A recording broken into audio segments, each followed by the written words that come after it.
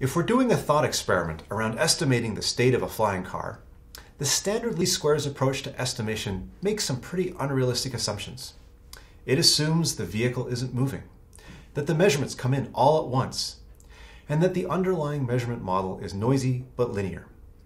Remember that a linear function of x, which in this case may be a vehicle position, is one that can be written as a times x plus b for some known a and b. Measurements of things like orientation are rarely linear, and we'll see in a bit how to overcome that assumption. But despite these oversimplifications, this estimation technique is common for calibration, finding the transform between two coordinate systems, or model fitting.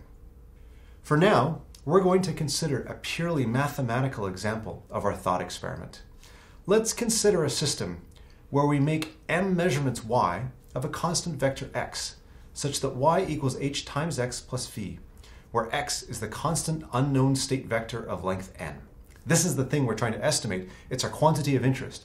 And y tilde is the specific vector of measurements of length m.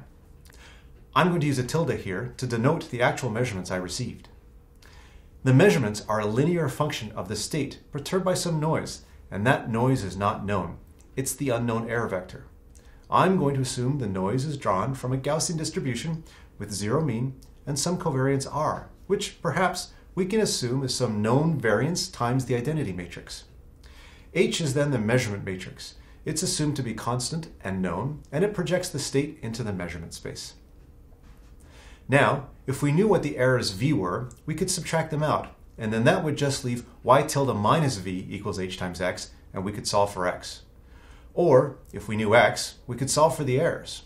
But we don't know either of these. That's what makes this an estimation problem. What we're going to do is use a maximum likelihood estimation approach. Intuitively, what we're going to do is look at our measurements and ask what vehicle state is the most likely to yield this particular set of measurements.